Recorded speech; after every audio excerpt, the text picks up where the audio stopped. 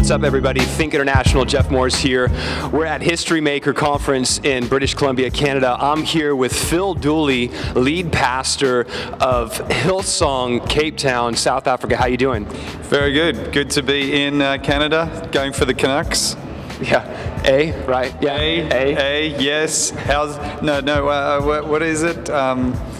I'm getting confused now. We'll just say A. We'll just say A. And roundabout.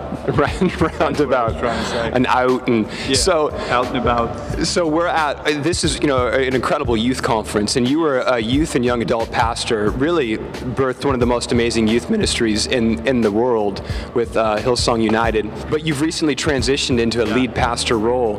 What's that been like to go from overseeing youth, young adult ministry to now you're overseeing a church it's no small church there either. You guys have really exploded.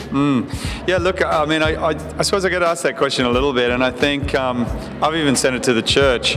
In a lot of ways, it's just a youth group with a lot of older people coming, and we probably don't do some of the youth group activities. There's no skate park out the front on a Sunday, although maybe that would be a good idea. And we don't do any kind of no one has to eat any vile food throughout the service. But other than that, there's a lot of similarities. Right. I think if you are in youth ministry and you understand and you're in there for any length of time, I think you're dealing with people, you're dealing with people's problems, and they're just younger people. Right. And I think in leading a church, there's probably a greater element of grace required with adults. They're not as flexible as young people as far as changing and moving, but I also find that it's a new challenge and we're loving it, and that our approach is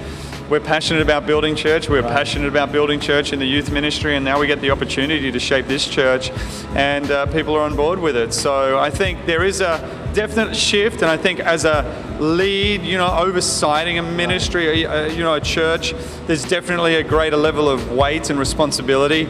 But I think, when we were leading the youth ministry, we had a lot of fun, and I'm not going to change that when I'm leading a church. You're right. You're keeping pastoring fun, right? Yeah, exactly. Look, I think ministry, there should be an element of fun to it. There should be an element of life. And if you're not enjoying it, I don't see why you would do it. Exactly. Yes, there are tough days. Yes, there's a sacrifice to what we're about. But, one of our statements is church should be enjoyed, not endured. And I think too many people feel guilty and endure having to go to church as opposed to enjoying it. Right. And I think if you're leading a ministry, if you're involved in any aspect of church life and ministry, you've got to find the joy in it. You got to keep creating moments that are fun and full of life. And I think everyone loves that, whether it's the staff, whether it's the people coming to the church. So yeah, it's a big part of who we are. It seems like, from the outside that you guys have a blast in your ministry, and you're incredibly, I guess for lack of a better term, culturally relevant. You guys are you guys are in the arts. You guys make a huge impact with your media.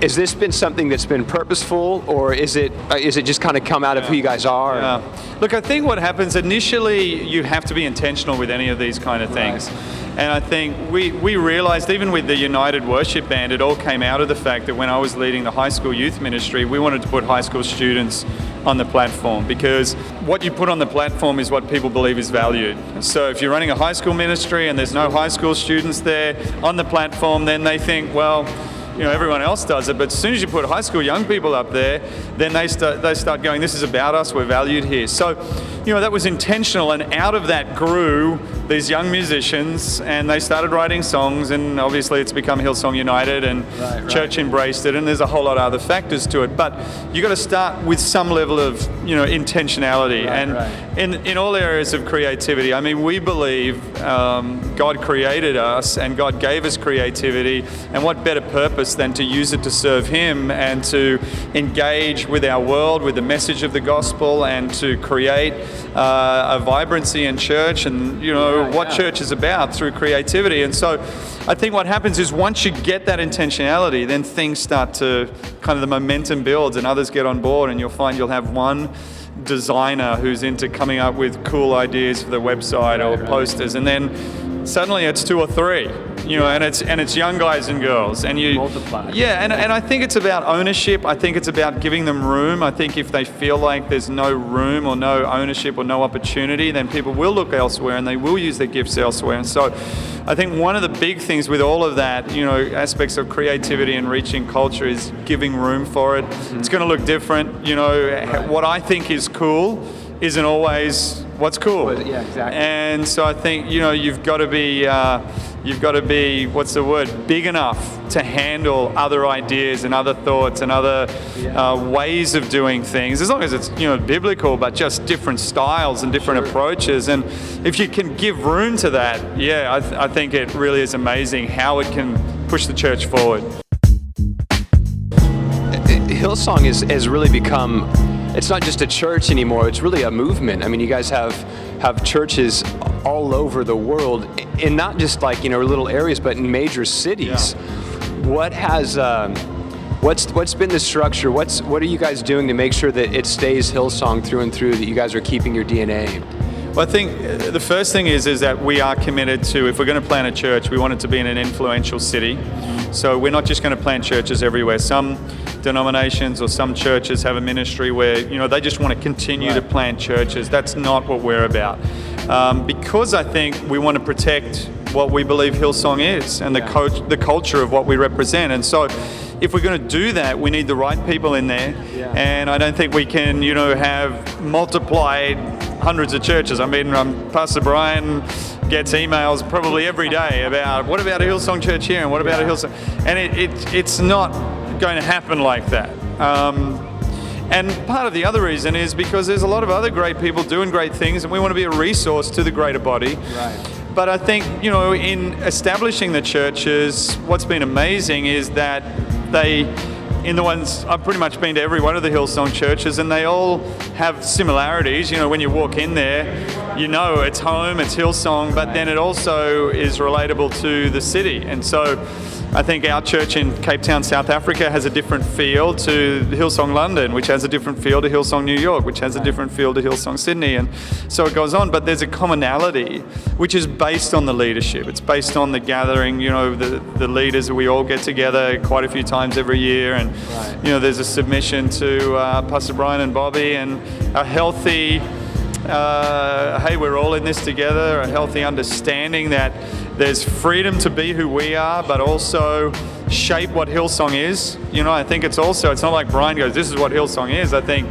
he has in his heart what it is, but he's also open to the new generation coming through who are leading this, saying, hey, we believe this is what we're about. And it's kind of a two-way thing, but it's definitely built on submission, definitely built on relationship. It's not about this is what you have to do kind of rules or contracts. You know, there's accountability in all of that, but I think it's far more relational, and I think that's what its strength is. Yeah. Why Cape Town? Like what was why Cape Town? Why not Cape Town? Not it Cape is Town? Probably the most, if I look at the camera, the most beautiful city in the world. If you've never been there, what is stopping you? What is wrong with you? It is. I mean, it's a stunningly beautiful place. It is a place with challenges. It's natural beauty, but South Africa has challenges. You know, you have the wealth and you have poverty together. You don't have a middle class like you do in North America or in Australia or some other parts of the world. So, you know, it just felt like it was the right place. Gary Clark, who's our lead pastor in London, had a number of South Africans in the church. They were coming back to South Africa and were like, hey, we'd love to have a church like this. And he talked with Brian and they felt that's the next step, and then announced it, but we don't know who's going to lead it. And then God started stirring our hearts, my wife and I, and it ended up 2008. We moved over with our kids and began church. And so, you know, I think Cape Town's a great place for us to begin. We have a heart for South Africa. We're doing our first worship gatherings up into Zimbabwe, Zambia, and Botswana in October. We're going to do training of leaders and pastors, and then do some worship gatherings and believe for people to come to Christ. So we've got a passion up into Africa. You know, I think for Lucinda and I, you know, Sydney is beautiful, and it would have been a very nice, comfortable life for us there, but we felt we needed to take the next step, to take a risk, to step out, and God has been there the whole way. Unbelievably amazing what we've seen happen, and we just love it. We're just on this journey, building church, and we absolutely love it. South Africa and Australia are like huge sports rivalries, though, aren't they? Have you switched all of your alliances are now South African, or are you still? I get asked that question, obviously, from even my own congregation. Now, we do love the same sports. We love cricket. We love rugby. Right. I love those sports. I support the local rugby team, which is the Stormers, okay, and the Super Rugby, which is New Zealand, Australia, South Africa. I do support the team. We do have some of their guys coming to church as well, so I should do the right thing. For sure. When it comes to the national, if Australia playing South Africa, my heart still goes to the Aussies. But you know, don't tell anyone that in South Africa. But you know, yeah. So there's rivalry, but we have fun with it in church as well. Okay, so head-to-head match. Your church in Cape Town, Hillsong in Sydney, rugby all-out war, all-out battle. Who's going to take it? Who's going to win it? You're coaching one. Yeah. Brian Houston's coaching the other. I know. And Brian, I mean, he's the boss, so we would probably let him win. We'd throw the game. We don't want to win that one. Yeah. It's like, just don't even go there. But you know, it depends, because we got a few guys who are playing pros, so that would help us. But there's some guys. In fact, there's been talk of into Hillsong. Oh wow. Even with the London crew, because they got some rugby players as well. So. Nice. Yeah, we'll see. And then the American guys, they just want to play basketball, which of course we'll all lose. Exactly. So, except them. We want to take them on in cricket. Yeah, but no, it's good fun. We have a good connection right across all the churches. And in fact, I did a wedding earlier this year of a guy who's in our church in Hillsong, Cape Town, and a girl who was a French girl from Hillsong, Paris, and they met in Hillsong, London. So I'm kind of like, it's just a Hillsong family wedding right there, so that was kind of cool. But it doesn't have to be like that. It's kind of starting to sound a little weird. Come to Hillsong, you'll find your mate. You will get married. I'm not doing that, but yeah. Anyway. So you guys have a conference coming up soon, is that correct? Yeah. Can you talk about that? Yeah, it's in July, and we're having that, hosting it in Sydney, in Australia, and then also in London. Okay. And I would say, you know, you might be, you know, in North America watching this, and obviously you're thinking it's quite an expensive ticket. Sure. It's worth it. You know, I mean, people come from all over the globe, and there's some incredible speakers there. I know in Sydney, I know John Maxwell's speaking there. Wow. Obviously, the Hillsong team and the experience is phenomenal. I know in London, I think TD Jakes is coming there. So the Bishop. So there's just amazing communicators, but it's more than that. There's something about the spirit that you catch. It's a global church family gathering together in Sydney and London, and it's a very powerful thing. And whether people are from a small church and whatever their role in ministry is, you know, you'd be blessed by, you know, making the effort. And I know it would be a sacrifice, but to me, it's kind of like an investment into, you know, your calling. So, yeah, I'd say check it out. For sure. Phil, thank you so much, bro. Appreciate it. Think International, Phil Dooley, Hillsong, Cape Town. We're out.